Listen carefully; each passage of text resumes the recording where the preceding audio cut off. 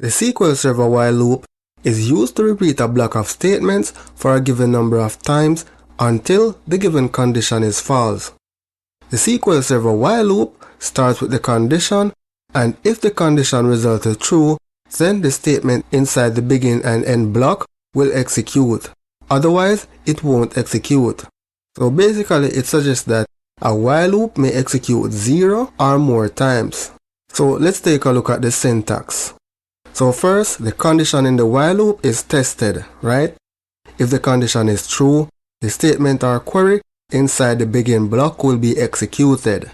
If the condition is false, it will skip the begin and end block and execute other statement outside of it. So with this graphical representation, you should get a better understanding, right? So if the condition is true, that is in the diamond, then it will continue and execute the code, right? And while that condition is true, it goes back again and check the condition. If it is true, then it goes back inside the block of statement and then execute it. Only when that condition is false, then it will exit from the loop. So within the loop, we must have an arithmetic operator to increment or decrement the value. So let's head over to Management Studio to take a look at an example. So here I have a script that will print the sum of all the numbers 1 through to 10.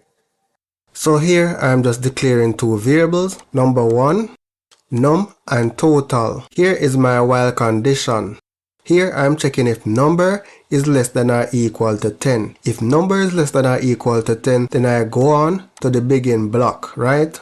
And within the begin block, all this code will be executed.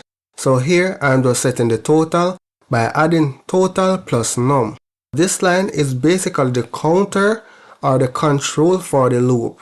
So this line will gradually increase num until it reaches 10. When it reaches 10, that's when the loop will break. So let's execute this. And here I have a total of 55. Now we can also put a print within the loop. So each time it runs, it displays the total. So let's execute. And here we have the result. So what happens in the while block is that each time it prints the current total, while outside of the while block, it waits until everything is aggregated and then it prints the total. Now if we were supposed to remove this line from the while loop, then the while loop will just continuously run without stopping. So I executed it just now, and as you can see, it's just executing. So this is because we no longer basically have a counter variable to control the while loop, right?